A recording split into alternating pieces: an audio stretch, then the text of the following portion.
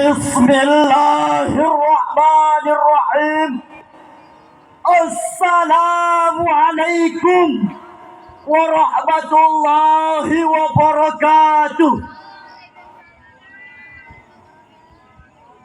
Alhamdulillah. Alhamdulillahilladzi khalaqan nasa min dzakarin wa unsa وجعلناكم شعوبا وقبائل لتعارفوا أشهد أن لا إله إلا الله وحده لا شريك له وأشهد أن سيدنا محمدا عبده ورسوله المبعوث رحمة للعالمين. Allahumma salli wa sallim ala sayyidina Muhammad wa ala alihi wa ashabihi ajma'in. Amma ba'd. Dewan Hakim yang arif dan bijaksana, hadirin calon penghuni syurga. Indonesia merupakan negara kesatuan yang penuh dengan keberagaman, terdiri dari keberagaman budaya, suku, dan agama. Di satu sisi, hadirin, keberagaman ini menjadikan Indonesia negeri yang unik dan menarik. Sementara di sisi lain, keberagaman ini kalau tidak dijaga dan dikelola dengan baik, bisa menjadi sumber potensi konflik, baik konflik antar etnis, suku maupun agama, yang pada gilirannya dapat meruntuhkan falsafah negara. Bhinneka Tunggal Ika, berbeda-beda tapi tetap satu. Bahkan hadirin, adanya keberagaman ini bisa menjadi target dan sasaran dari pihak-pihak yang tidak menginginkan Indonesia menjadi negara yang kuat, hebat, dan bermartabat, dengan memicu sumber-sumber konflik, terutama konflik antar agama yang sangat berbahaya bagi tegaknya pilar persatuan dan kesatuan bangsa. Kita umat Islam Indonesia, hadirin, sebagai penduduk mayoritas di negeri ini, harus mengerti dan memahami konsep keberagaman dalam perspektif Islam, sehingga kita bisa menjadi garda terdepan dalam mempertahankan persatuan dan kesatuan bangsa. Dari uraian yang telah kami sampaikan, hadirin, maka tergugah hati kami bertiga untuk menyampaikan sebuah syarahan yang kami beri judul Perbedaan dan Keberagaman sebagai Kekuatan dalam Berbangsa dan Bernegara, dengan landasan firman Allah dalam Al-Quran surah Al-Hujurat ayat 13 berikut ini. A'udzu billahi minasy syaithanir rajim.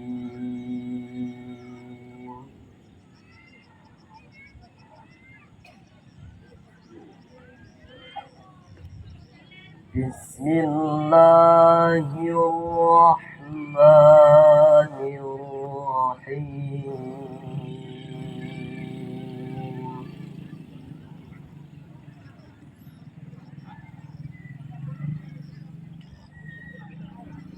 Ya ayyuhan nasu inna khalaqnakum min dzakarin wa unsa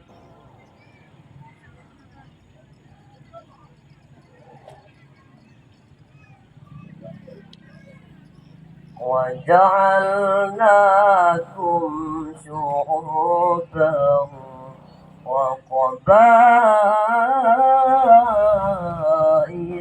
لتعارفوا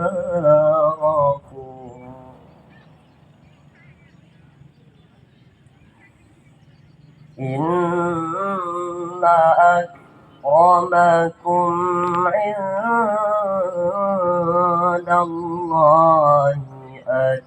atqakum.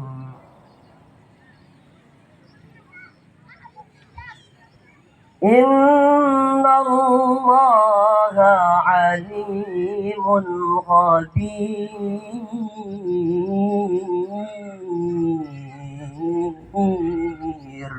Aku berlindung kepada Allah dari godaan syaitan yang terkutuk dengan menyebut nama Allah yang Maha Pengasih lagi Maha Penyayang. Wahai manusia,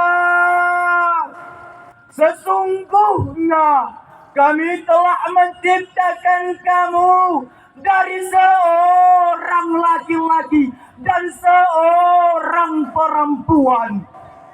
Kemudian kami jadikan kamu berbangsa-bangsa dan bersuku-suku agar kamu saling mengenal. Sesungguhnya orang yang paling mulia di antara kamu di sisinya Allah ialah orang yang paling bertakwa. Sesungguhnya Allah lagi Maha mengetahui, lagi Maha mengenal. Dewan Hakim, hadirin yang kami muliakan, Syekh Profesor Dr. Wahbah Az-Zuhaili dalam kitab tafsirnya Al-Munir jilid 13 halaman 581 menukilkan dua riwayat terkait sebab nuzul ayat tadi. Pertama, riwayat dari Ibnu Abi Hazim dari Abi Mulaika bahwa pada hari Fathu Mekah, bila radhiyallahu anhu naik ke dalam Ka'bah lalu mengumandangkan adzan, sebagian para sahabat memprotes seraya berkata, "Mengapa budak hitam ini mengumandangkan adzan di dalam Ka'bah?" Lalu turunlah ayat yang dibacakan tadi. Kemudian Rasulullah Sallallahu Alaihi Wasallam memanggil mereka dan memperingatkan mereka dengan tegas untuk tidak sekali-kali berbangga dengan keturunan mereka dan merendahkan orang-orang lain. Kedua, riwayat dari Abu Bakar Ibnu Abi Daud bahwa ayat tadi turun berkenaan dengan Abu Hindun. Tatkala Rasulullah Sallallahu Alaihi Wasallam menyuruh Bani Bayyabah untuk menikahkan seorang putri mereka dengan Abu Hindun yang merupakan tukang bekam dan bekas budak mereka. Lalu mereka berkata, "Wahai Rasulullah, kami nikahkan putri kami dengan bekas budak kami." Lalu turunlah ayat yang dimaksud.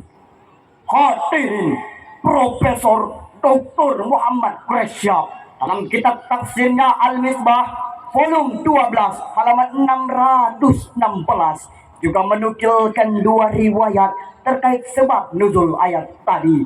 Selanjutnya beliau berkata, apapun sebab nuzulnya ayat tersebut menjelaskan tentang kesatuan asal-usul manusia. Tidak wajar seseorang berbangga dan merasa lebih tinggi dari orang lain.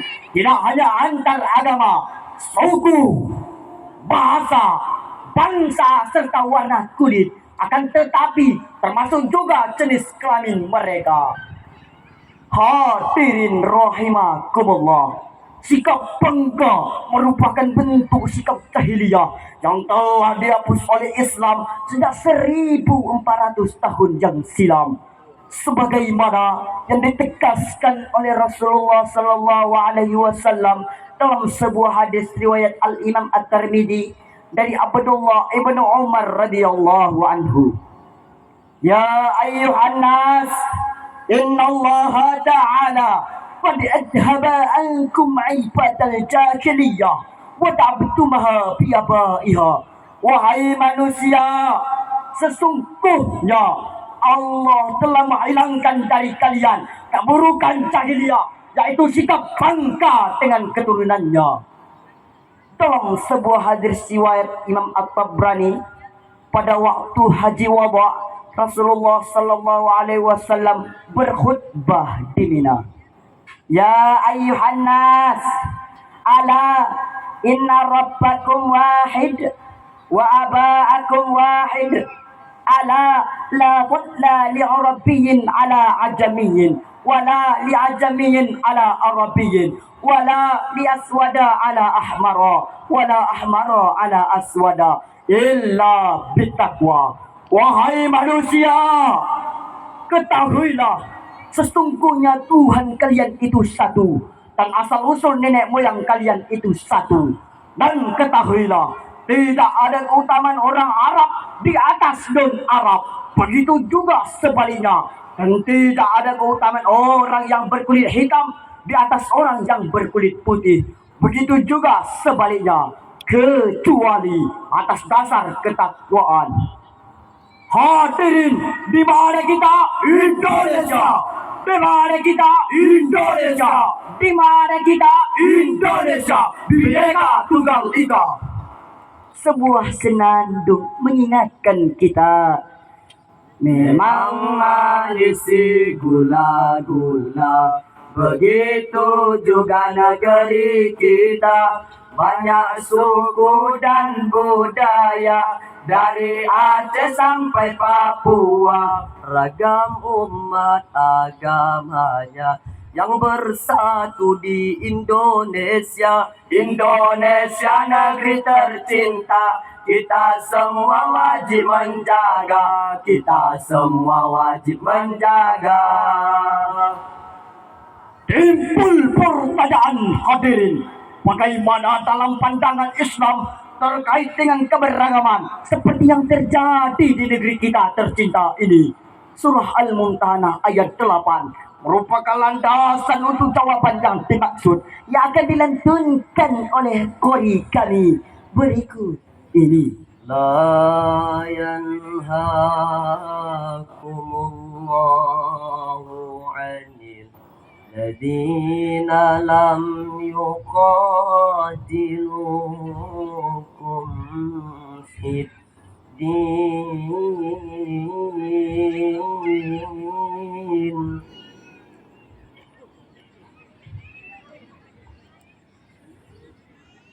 walam yukhrijukum min diyarikum an tabarrum wa tuqsitu ilaihim innallaha yuhibbul muqsitin.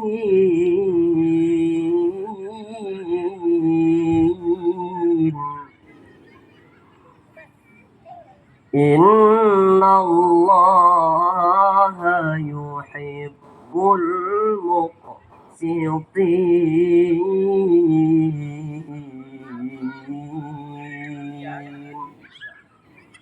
Sadaqallahul azim.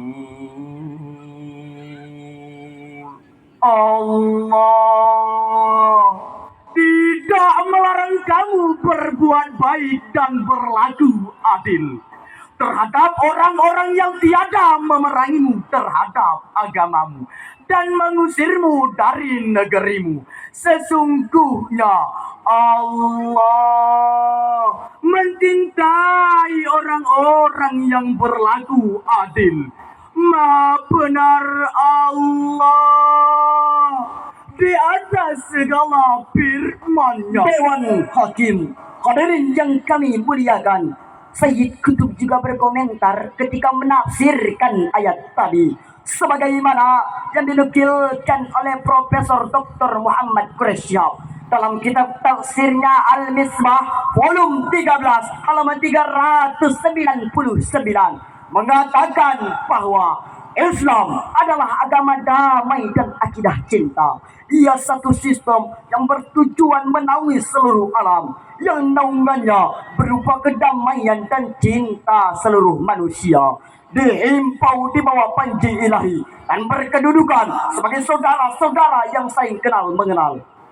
Islam sama sekali tidak berniat untuk melakukan permusuhan dan tidak pula berusaha untuk melakukannya. Surah Al-Mumtahanah ayat 8 tadi menjelaskan sikap seorang muslim terhadap pemeluk agama lain dalam hubungan sosial kemasyarakatan. Dari uraian yang telah kami sampaikan hadirin, maka dapat kita ambil kesimpulan bahwa pertama, keberagaman agama, suku, bahasa, bangsa, serta warna kulit merupakan sunatullah dalam penciptaannya. Tidak boleh menjadi alat untuk berbangga diri dan merendahkan pihak lain. Kedua, keberagaman agama harus disikapi dengan sikap toleransi dan menghargai. Yang ketiga, kita umat Islam Indonesia hadirin sebagai penduduk mayoritas di negeri ini harus menjadi garda terdepan dalam mengimplementasikan konsep Islam terkait dengan keberagaman.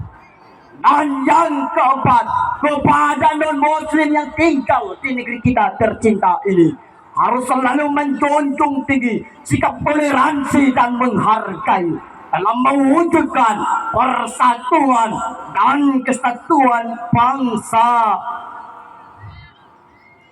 Demikianlah syarahan yang dapat kami sampaikan. Lebih dan kurang mohon dimaafkan. Kuat rumah karena sendi, rusak sendi rumah binasa. Kuat bangsa karena budi, rusak budi bangsa binasa. Wallahul muwaffiq ila aqwamit thariq. Wassalamu alaikum warahmatullahi wabarakatuh.